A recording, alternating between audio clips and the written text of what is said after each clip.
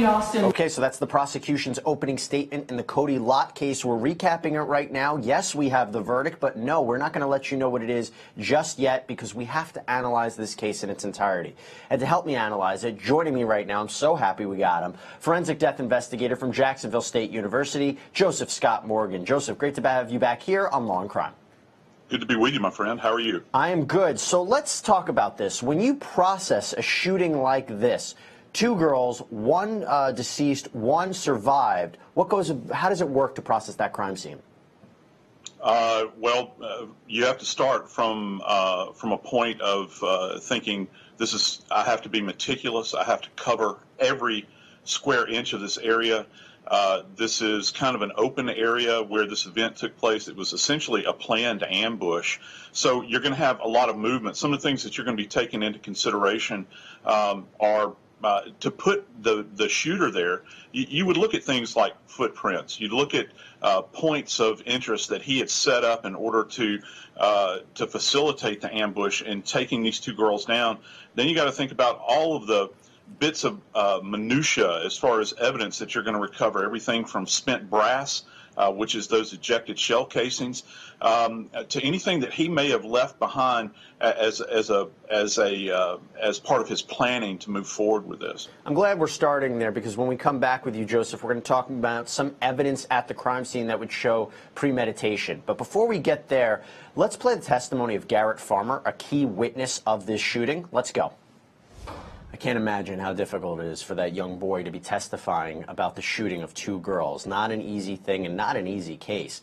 Joseph, we were talking before we showed his clip about how do we know, based upon the crime scene, what evidence does a prosecutor look at or do investigators look at for premeditation? Because that's really what the prosecution is going for, that he planned this out and he knew what he was doing. Yeah, you would have to look, I think that from the prosecution's perspective and certainly from the police perspective, you would look for a particular point, a vantage point that he may have planned out prior to arriving at that location, timing these events, giving him the highest probability to achieve his goal here, which was essentially the assassination of these two children in this area adjacent to the school, and it's quite horrific. You know, when we think about eyes on the scene, had anyone actually seen him go through this area and kind of walk around it, get an idea, get a perspective? Have they seen anybody lurching about in this area, looking for a spot that he looked out of place at some point in time? And then, of course, you're going to look for the hard physical evidence that's left behind at the scene. As I was mentioning, when that weapon is extended out of the vehicle, are there things like spent casings that are found at the scene? Those things are recovered, and not to mention the rounds that may have passed through the bodies that they have to go to great difficulty to recover at the scene. Pretty fascinating. I mean, we're trying to break this down from all different levels. Where we last left off with our testimony with Garrett Farmer, he was talking, he saw Lauren fall, but we have another witness who came forward and explained what happened after Lauren fell. Take a look. You see these young kids testifying about this shooting. This is such a really horrific case, and having these young people come forward and have to recount this horrible incident is really tough. Back here with Joseph Scott Morgan. Joseph, when you are doing a full investigation like this and you're seeing these young witnesses coming on the stand, that's a little different than we see in normal kinds of cases, correct?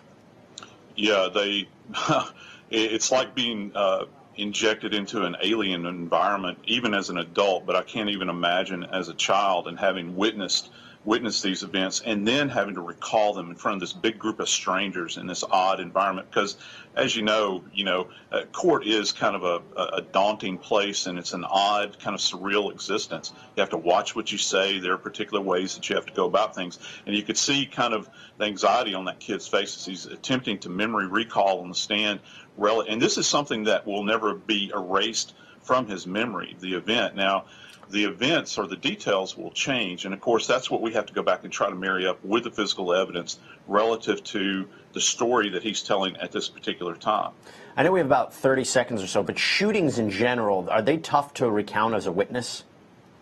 Yeah, there's a lot of disorientation that goes on, and I think a lot of it, at least in my experience, when I talk to people, they always describe hearing loud bangs, and it's kind of disorienting. First off, you're terrified. You kind of turn around, you look, see what the point of origin is, because at a primal level, you're trying to seek cover, and then when you have an event like this where you have so many gunshots that are fired, it is rather disorienting. And so when you're trying to get information from the witnesses, which I'm just astounded they have these witnesses like this, because this event occurred where everybody could at least hear it or see it. Right. And couple that with the evidence left behind, yeah, it can be kind of daunting. Talking about witnesses, when we come back, we are going to play the witness, the surviving victim, Michaela Smith, probably one of the most important witnesses of this whole shooting.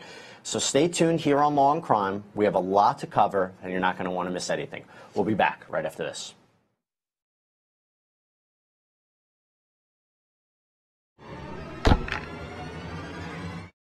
All right, you're listening to the emotional testimony of the surviving victim in the Kody Lott case. How rare is that you get to hear from one of the victims? Thankfully, we do have at least one surviving victim in this shooting. Back here with Joseph Scott Morgan. Joseph, unfortunately, and correct me if I'm wrong, in your practice, it's a lot of study of the deceased. But having the ability to examine the injuries of a surviving victim, what is that like?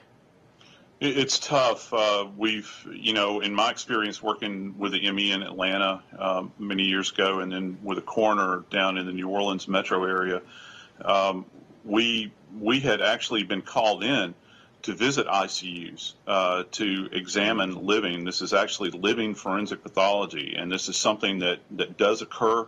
I've accompanied the forensic pathologists to the ICU in cases that I've been working, and they will examine at the request of the police, a victim from one of these events. Sometimes the victims are in a coma, and sometimes they're able to relate information. And in this particular case, what I found particularly compelling, other than obviously the point you made regarding her concern for her friend, she's losing consciousness. She's immobile. She's on the ground, and she talks about being placed on the gurney, and this is rather compelling, and such bravery being displayed here by this young girl. I can't imagine one of my kids having to do this, and it's total chaos. It's something that's completely foreign for these kids to have to go back and relive and recount, but it's something they will be scarred with for the rest of their life. You're 100% right. I mean, there's so much happening at that moment, and the bravery of this young girl to just care about what was happening with her friend is pretty incredible. When we come back, though, we have a lot more to talk about with this case, and we're going to talk more about also the other live trials and other things that we'll talk about here on the program. We'll be right back. Wow. This is John Lewis explaining the moments that Lauren Landavazo was dying. Back here with Joseph Scott Morgan, you heard what John Lewis was saying about the signs that he realized Lauren was in deep trouble. Can you elaborate on that? How does it work from a perspective of she's shot and the moments are quickly slipping away?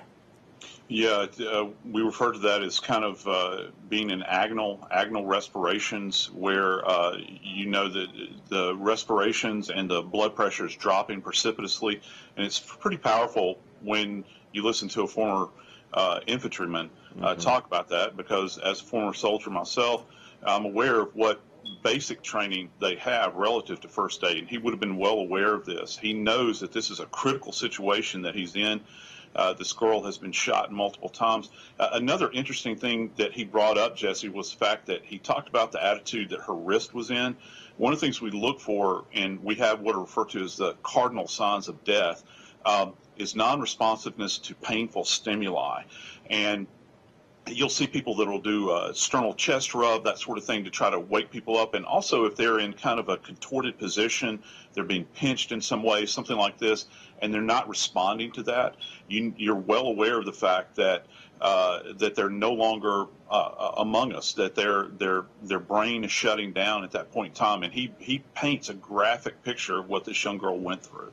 I'm just looking at the photos of her, and I can't believe it. I can't believe we're putting two and two together. We're talking about this young girl in the final moments laying on that concrete. Pretty unbelievable. And we'll let everyone know what the verdict is ultimately in the Kody Lott case, but a little bit later. Let's play a little bit more of John Lewis, this really, really powerful witness. That's huge. Talking about that gold SUV leaving the crime scene, which is very similar to the one that we're talking about with Kody Lott driving. So you see the prosecution building their case against this man. Each witness is impactful. But I want to take a step back. We'll talk more about the Lott case in a minute. As I said at the top of the program, we are eagerly anticipating the retrial of Quentin Tellis in the Jessica Chambers case. This young 19-year-old girl who was burned alive. She suffered burns to 98% of her body. Quentin Tellis was tried, but it ended in a mistrial. We are going to wait for the second trial. Now, I'm here again with Joseph Scott Morgan. Joseph, I know what I'm looking for. I can anticipate what the attorneys are going to be looking for. But what are you going to be looking for in this new retrial? Well, again, it's going to be a revisitation of the physical evidence, which in and of itself is rather powerful, is it not? We begin to think about the suffering that Jessica went through. Let's keep in mind, and just so people remember this, and I want it really seared into their brains here, she was doused in gasoline. This young girl was doused in gasoline while alive and set ablaze. She had burns over 90% of her body and still managed to pull herself out of this vehicle, crawl into a ditch where a passerby found her. Just remarkable that she was even able to extricate herself in this situation. Then we have other evidence that's involved here that goes back to the burning. We talk about things like accelerants, what type of fuel was used in order to make this event happen. Can this be tied back to this individual? And also DNA is going to come into play here. We've heard that I think previously in the previous trial how they talk about the contact DNA that was left behind on her car keys, and it goes back to this gentleman that you're seeing right here, Mr. Tellis. So you know, they're going to revisit this along the way. I think that the physical evidence is going to be very powerful, but how they paint her dying declaration is going to be even more compelling in this case. Oh, that question of whether or not she said an Eric or a Derek as opposed to a Quentin or a Tellis is going to be huge. Now, I'll tell you right now, Joseph, we've covered a lot of cases. This one gets to me, and I'm sure it gets to a lot of our viewers, not only because of the horrific nature of what happened to this young girl, but also how eerie it is because we're not 100% sure that Quentin Tellis is the person that did this. We're going to wait to see that retrial, but we have a lot more to talk about. We'll be right back. Blood, bullets, that's Officer Kelly Collins explaining what that crime scene looked like. Back here with forensic death investigator from Jacksonville State University, Joseph Scott Morgan. So are we getting just a small glimpse of what a shooting crime scene looks like? I mean, really, I know everyone is different, but we're talking about multiple shots and two victims. Really, take our viewers there, because I hope they've never seen a crime scene like this. I hope they'll never see a crime scene like this. But it is fascinating to learn a little bit more about it. What is it like to be at that crime scene? Well, it can be a bit confusing sometimes. You saw those placards that that prosecution was referring to and was asking the crime scene tech about. Let's start with that. These are enumerated. You saw that each one of those little cones, those little yellow cones, had a number on those, and those are specifically assigned to those spent shell casings that they're referring to. Those numbers do not in any way reflect the sequence of shooting. That's just an enumeration for their purposes. One other thing is that when you put those things down and you take a perspective photograph like they had, remember he stated this is looking north, is it not? And they gave the direction of the alley and this sort of thing. You have to state direction, and this gives you a distribution pattern of these spent casings. If you were just to look at this, looking down the long axis of that road, you wouldn't be able to pick that up with the naked eye. Those casings are so small from that distance, but it really brings it to life when you see this. Also, this is very dynamic, Jesse, particularly on a hard surface like this. When these rounds, when these spent casings eject, they have a proclivity for bouncing in random areas and random locations. So you can't really establish a pattern. You can say they were in this general area. And then he brought in this idea. He was asking her about about the flattened casing, and this happens frequently. You'll come across these casings that have been run over. And listen, you have to understand that when someone's life is at risk, when someone is in the midst of dying, the first thing that we look for in public safety is rendering life support at that point in time. It's only after that scene has been declared no longer viable as far as a life-saving measures that it becomes a crime scene. So in all of this chaos that's going on, you will have these casings that are run over and flattened. That's just part of the game. That's what happens. So how much do we all owe you for tuition? Because that was a terrific answer. I feel like we all are in your class right now, well, and I love having you on. State. We'll help you out. Joseph, really, that was an amazing explanation. And speaking about another explanation, let's go to Hillary Avalar, who was the crime scene technician at that crime scene, and she testified. Let's learn a little bit more about it from her perspective. Wow. We're looking at this, and you can't help but factor in the human factor. I'm here with Joseph Scott Morgan. Joseph, we talked so much. You were amazing with your analysis of what the crime scene's like, but from a human factor, just listening to this, and once you observe the injury sustained by both Lauren and Michaela, what does that do to a forensic investigator or a crime scene technician? At the end of the day, everybody's a human being, and we're talking about two 13-year-old girls. How difficult is it for someone to do their job in this case? Yeah, one of the best analogies I can give when I teach young police officers and this sort of thing at the academy is this idea of when you're a young investigator or a young police officer out on the street, you're given metaphorically a burlap sack, and for every death that you witness, you're given a 1-pound rock, and you put that rock into that sack, and no matter how much you try, you can't put it down throughout your entire career. And you bear this burden with these things that you see because you cannot escape the human factor of being able to reflect back and think about your children and think about your family and those that you kind of you kind of stand in between them and the things that you see. And, people wonder why we don't talk about these things with other people and when we get home and all those sorts of things. And it's a hell of a burden to have to bear. But we bear it many times so that no one else has to bear it. But it does take its toll. And I hate to ask this question, but do defense attorneys jump on that and say that that human factor biases an analysis or an examination? Yeah, I think that they do. It kind of puts us in an awkward position. And I was surprised really by prosecution's question relative to do you have children? I've never been asked that on the stand, but it does humanize that individual. But I think that it does open the door for defense at that point in time. It's kind of a risky strategy, in my opinion. It's funny you should mention that. We talked about it earlier in the week about perhaps that question was inappropriate, and we're surprised that it wasn't objected to and that it was let in. I have seen that been very rare to ask these kinds of experts about their own personal feelings because you want to separate that. You don't want that biasing or tainting the jury. We'll take a quick break. When we come back, a lot more to discuss. Stay tuned. Welcome back to Law and Crime, everybody. We are talking about a lot here on the network, so let's preview what's going to be happening next week first. As you know, we've been carefully following out of Illinois the Jason Van Dyke case, this former Chicago police officer who's on trial for the murder of 17-year-old Laquan McDonald. The question becomes, was this a reasonable use of force by this former officer?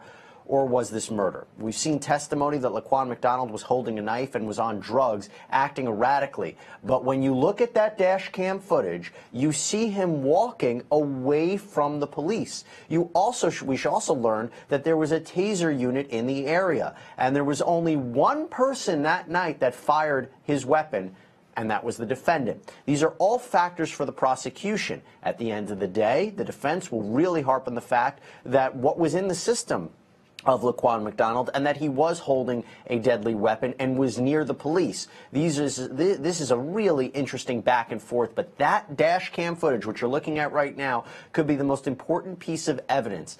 And how many times was Laquan McDonald shot, and when, in fact, did he die? We see 16 shots were fired. The question, and we've seen a back and forth about when, in fact, did he die? Did he die immediately? Did he die on the ground? Did he feel all of the shots? And was he he still alive when he was brought into the ER? This becomes a really, really interesting discussion, and we will focus more upon that case next week. The prosecution has rested their case, and we believe on Monday the defense will begin theirs. That's not the only case that we want to preview, because starting Monday, we are going to see jury selection in a case that we have covered here on the network. That's right. It is the retrial in the Jessica Chambers case. Quentin Tellis is on trial for the murder of this beautiful young 19-year-old girl who was savagely killed by being burned alive. And we are probably going to see those first responders testify again. And if you remember the first trial, those first responders, it was very difficult for them to testify about seeing Jessica Chambers coming from the woods in her burnt state and them trying to save her. And the last words she said, those last words, when they asked her, "Who did this to you?" she said, "An Eric or a Derek." That is what many of the first responders said. That is a far cry away from a Quentin or a Tellis. We are going to analyze this case in its entirety starting next week, but we're going to talk about it a little bit more in the program. Right now, though, let's focus back on the Kody Lott case. And we are recapping this case, even though we have a verdict. I'm not going to let you know what it is just yet. Where we last left off, we were playing the testimony of some key people who analyzed the crime scene, but I want to play the testimony of Joanne Ramirez. This is the person who called the police on the defendant. You remember this suspicious gold SUV was seen leaving the crime scene, and guess who was driving it? Take a look. All right, so you're listening to how police ultimately apprehended Kody Lott and now how he was brought up in trial for this shooting. Back here with Joseph Scott Morgan. Speaking of the shooting, we know that a .22 caliber semi-automatic rifle was used in connection with this shooting. For people who are not familiar with this weapon, what is this weapon? How did it play into the shooting? Well, it's what we refer to as a shoulder-fired weapon, Jesse. That means you have to put the buttstock into your shoulder in order to fire it. It's semi-automatic, and what that means is that the weapon itself will recycle every time the trigger is pulled. So when the bullet exits, either gas or piston will activate in the weapon, and it will eject the spent casing, and then it will reload a live round. And that's what you're seeing. We talked about the distribution of those spent casings out on the ground. So what's happening here, presumably, is that the muzzle of the weapon and at least the ejection port is sticking out of the window, because you wouldn't have these distributed casings everywhere. He's pulling the trigger. And the thing about it, as opposed to using a handgun, the rifle itself gives you more accuracy. The ME even relates the fact that this poor girl, the decedent, she was actually struck, let me refer to my notes, 15 direct and indirect gunshot wounds, and so that's a lot of fire to bring to bear on one individual there. It's pretty incredible that we're talking about this, and that this kind of weapon was used to gun these two girls down. Let's play a little bit more of the testimony of Joanne Ramirez again. She called the police to apprehend Lott. She saw him or somebody driving this suspicious gold SUV, which was the car that they saw leaving the crime scene. But let's hear what she says when she's describing the defendant. Hiding the murder weapon? We've never seen this before, have we, Joseph? Have we ever seen cases before where people are trying to potentially hide a murder weapon? What do you take from your perspective on that? Long weapons, long arms, as we refer to them, are very difficult to try to conceal. I teach my students at Jacksonville State from an evidence recovery perspective is if someone has committed a crime with, say, a handgun, and you're driving across a bridge, it's no big deal if you just take the weapon and toss it out over the edge of the bridge into the water. Nobody's going to notice that. You're not advocating for this, I know. No, I'm not. I'm just trying to frame it. You take granddaddy's shotgun or a shoulder-fired arm like this and try to toss it off that same rail, there's a high probability you're going to draw attention to yourself. And in this particular case, they were showing debris on the weapon where he's trying to conceal it. Anybody that has a weapon and knows about weapon care, you don't want grass on it, you don't want dirt on it, and this thing is apparently covered in it. So he was making an attempt to probably conceal this thing and put as much distance between himself and the weapon. Well, what we're listening to is how the prosecution has built their case against this man, and that's continued on with the testimony of Annette Wang, another crime scene technician, who will break down some key pieces of evidence in this case. Take a look. All right, you're seeing the identifying information from the defendant found in that gold SUV, the same SUV that witnesses said they saw driving away from the crime scene. You see the prosecution building their case against Mr. Lott. We're going to talk about that case more in a minute, but I want to bring back in Joseph Scott Morgan to talk about the Jessica Chambers case. As you know, we are going to be covering that live next week. It is the retrial of this young 19-year-old girl who was burned alive. Quentin Tellis is facing a second trial. His first one ended in mistrial, a second trial for the murder of her. Question becomes, Joseph, the most important aspect is the burning. So these cases, I mean, there are a lot of ways people could be killed. This seems to be the worst possible way that someone could be killed. But from your perspective, I know she received burns to 98% of her body. What on earth is it like to do the autopsy or in analyzing this kind of crime scene? It's gut-wrenching. It's very difficult, particularly when you get to that awareness when you're prosecting the body and you realize that this individual was alive while this was going on. And what people don't see and not aware of, when a body is fully engulfed in flame and they are alive, we're not talking about somebody pouring gasoline on a body in order to dispose of the body. We're talking about a living individual who is ignited with flammable materials like Jessica was. What people don't realize is that while she's in the midst of the exterior of her body burning, she is also inhalating superheated gas. This is traveling into her mouth, down her throat, into her lungs. And so this is burning, searing. You'll see highly agitated, irritated tissue within the soft tissue lining down her throat into her what we refer to as her windpipe, if you will, and into her lungs. And the fact that she was even able to say anything is astounding to me.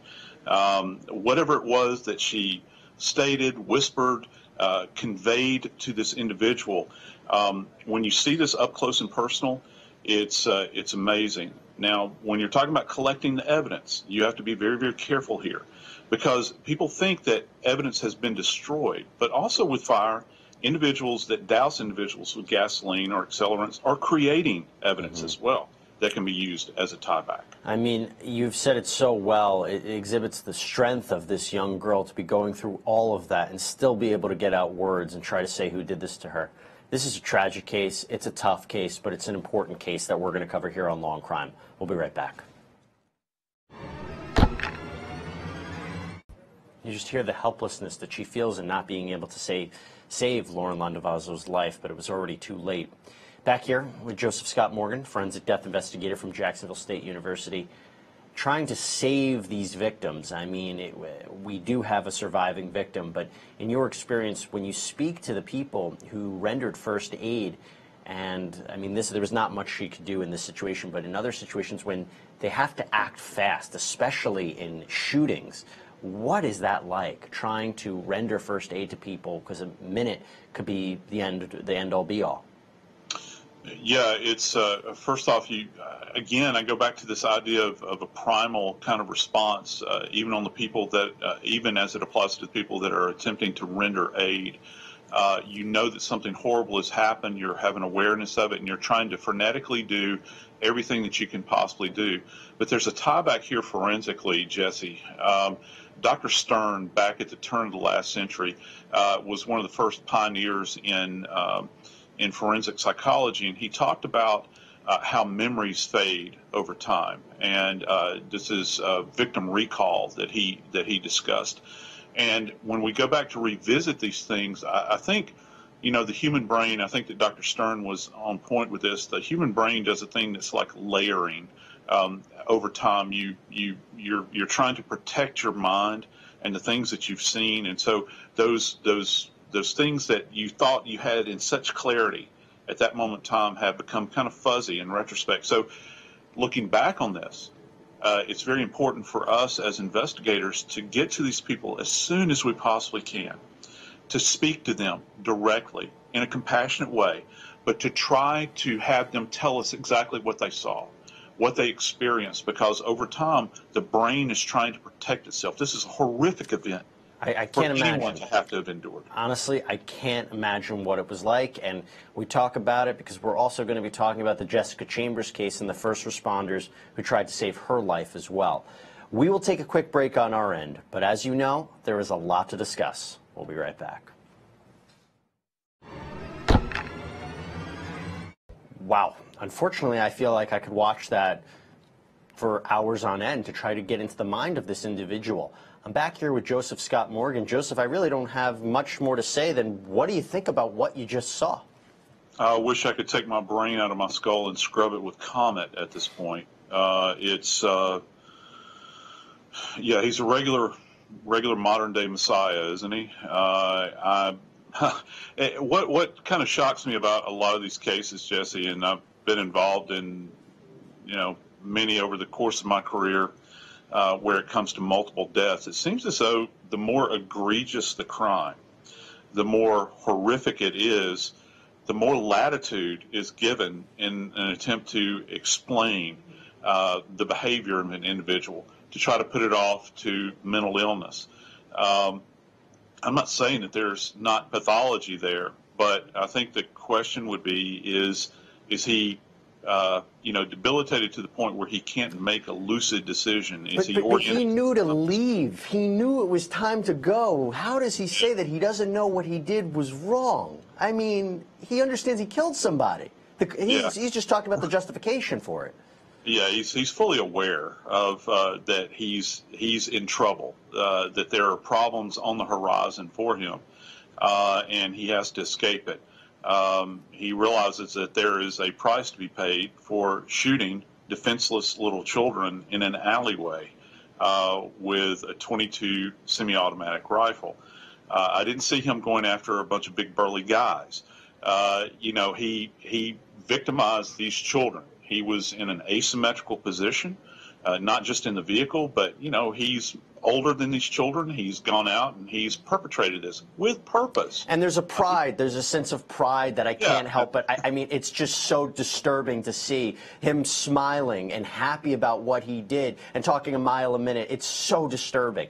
When we get back, we're going to hear from the defense's witness who classified him as insane. We'll be right back. Stay tuned. All right, you're listening to Dr. Brian Falls, the defense's key witness, summarizing the justifications in the mind for Kody Lott for why he shot these two girls. Back here with Joseph Scott Morgan. Joseph, you've seen the victim testify. You've seen first responders. We've played you now the testimony of this psychiatrist. At the end of the day, in terms of insanity, what do you think? It seems very well planned. It seems that he had at least orientation to time and space and an awareness that he was in danger. I think that from my perspective, I wish that this person who perpetrated this could have been present for the autopsy. I wish that they could have been present to hear the screams of the family and just the horrific terror that they've been exposed to for all this period of time. I don't know if it would register with him or not, but it's something that hangs on with all of us that are exposed to these types of events. Joseph, thank you so much for coming on. Really loved having your perspective and can't wait to have you back on next week. You bet. All right, everybody, we are going to take a quick break. We'll be right back. Stay tuned here on Law and Crime.